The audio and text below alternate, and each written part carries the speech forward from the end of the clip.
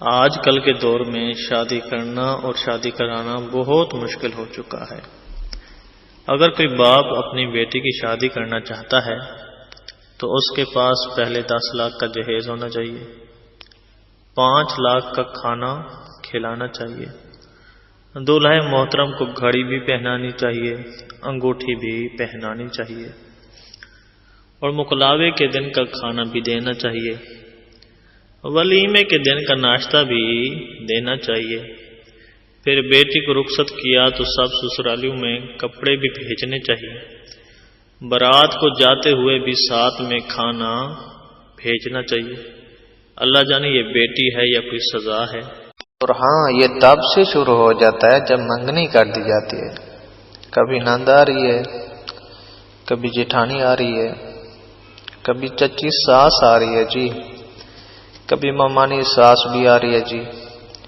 ٹولیاں بنا بنا کے آتی ہیں اور بیٹی کی ماں ایک مصنوعی سی مسکراہٹ اپنے چہرے پہ سجائے ہوئے سب کو اعلیٰ سے اعلیٰ کھانا پیش کرتی ہیں اور سب کو اچھے طریقے سے ویلکم کرتی ہیں۔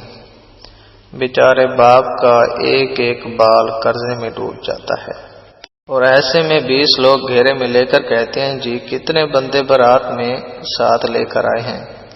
100 یا 200 بندہ تو ہمارے اپنے رشتہ دار ہیں جی، کوئی غیر نہیں ہے۔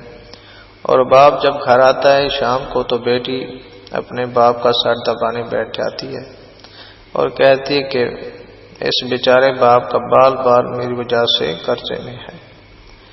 خدا را ان رسم کو ختم کر دو تاکہ ہر باپ اپنی بیٹی کو عزت کے ساتھ رخصت کر سکے۔